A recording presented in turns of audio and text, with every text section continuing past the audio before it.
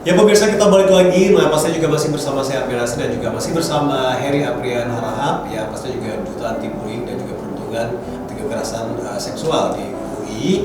Dan tentunya juga kita tadi sudah di sesi pertama ya, sudah mungkin bisa dibilang introduction dan juga bisa mengetahui seberapa parah akibat dari pembullying ini ya, pembulian ini yang pastinya juga ini menjadi PR buat kita semuanya. Karena juga sudah masuk ke dalam program pemerintah juga ya Heri ya. Pastinya juga semua kita tidak hanya Heri tapi juga mungkin yang lainnya itu menjadi duta juga supaya kita bisa memberantas hal tersebut gitu, karena emang tidak bagus sama sekali ya. Nah terus juga kalau misalnya ini nih untuk membantu supaya juga angka bullying ini juga bisa menurun atau juga bisa dibilang ya mudah-mudahan insya Allah juga tidak ada sama sekali ya di kampus-kampus. Nah itu pastinya juga peran prestasi akademik gitu ya, atau juga peran dari di akademik kampus juga gitu ya, untuk bisa menjadi peran dosen ya, tenaga pengajar, itu semua pihak supaya juga anti bullying ini juga benar-benar bisa berjalan gitu. Nah mungkin apa yang bisa dilakukan gitu, dan juga teman-teman mahasiswa lainnya juga. Kalau mengenai peran prestasi itu kan Pak, bisa kita katakan kalau kita berprestasi dalam bidang akademik atau pendidikan, orang-orang bisa mempercayai kita. Jadi sebagai role model juga. Sebagai model, bagaimana kita menyampaikan apa yang harus kita sampaikan itu dengan benar. Jadi orang-orang kita menyampaikan tentang stop anti perundungan. Jadi orang-orang mempercayai. Karena kita sudah menjadi role model ataupun aksi nyatanya. Iya, jadi bisa contohnya ya. Nah jadi selainnya seperti ini, kalau misalnya ya mungkin ya kita mungkin kita sering mengatakan ini ataupun mungkin kita membuat postingan apapun itu gitu ya. Nah tapi kalau misalnya ya dari diri kita sendiri juga mungkin orang bisa melihat ya, wah dia aja seperti itu gitu, gimana gitu, misalnya orang mau percaya. Nah ternyata benar nggak Heri ya. Jadi dengan ada prestasi ya, baik itu secara akademik atau non akademik, itu juga bisa menjadi role model buat orang lain ya. Nah jadi kalau kita mungkin apalagi juga Heri ya sebagai seorang duta bullying atau juga anti kekerasan ini, yang melihat dengan ya dari sifat kita, dari sepak terjang kita, nah orang juga tentunya juga akan percaya dan mengikutinya ya kan. Oke, nah terus kalau misalnya benar ya, ini juga mungkin bisa menjadi untuk budaya kampus yang sehat dan suportif ya, karena juga dengan prestasi itu juga bisa mengalahkan hal-hal yang negatifnya gitu. Nah terus kita pengen tahu juga nih, nah jadi pastinya semenjak Heri sendiri tuh dianggap sebagai duta anti perundungan dan kekerasan seksual ya, atau juga anti bullying ini.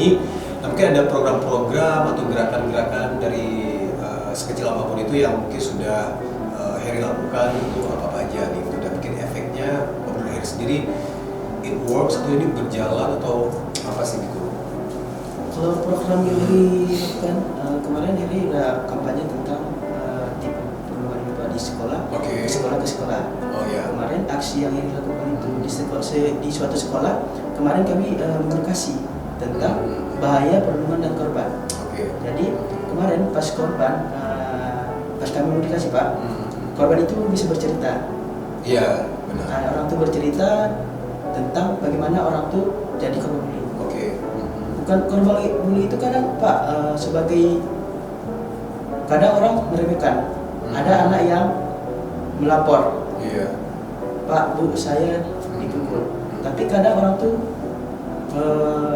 menjawab dengan spontan, itu biasa, itu kecil. Iya benar, itu ya saya setuju sekali. Dari hal kecil itulah Pak kita bisa ubah untuk mengedukasi agar penurunan bullying ini menurun Pak. Dari situ hal kecil itu harus kita pahami juga Pak, tentang bagaimana kadang orang bilang itu bercandaan. Itu anak-anak seperti itu Pak.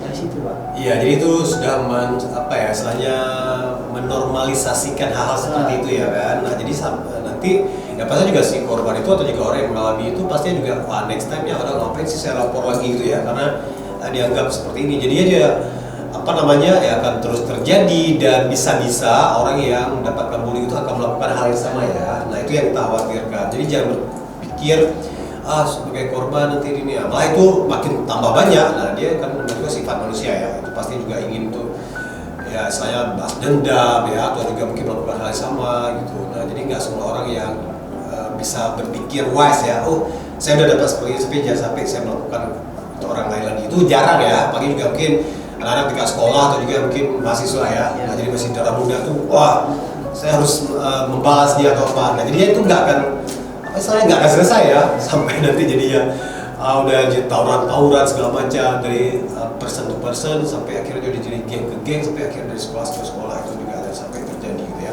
Nah terus kalau misalnya sejak melakukan ke sekolah-sekolah gitu ya untuk sosialisasi memberikan pemahaman gitu ya. Campaign ke sekolah-sekolah. Nah kalau menurut Heri sendiri ya, mungkin dari pengalaman sendiri atau juga mungkin dari catatan atau juga laporan-laporan dari sekolah-sekolah. Kalau di Banda Aceh ini sendiri atau juga di Aceh ya, kalau tingkat bullying ini kita masih dalam angka masih kecil kah atau menengah atau memang udah ternyata banyak ya terjadi gitu di sekolah-sekolah. Mungkin dari pengalaman-pengalaman Heri turun-turun ke sekolah-sekolah.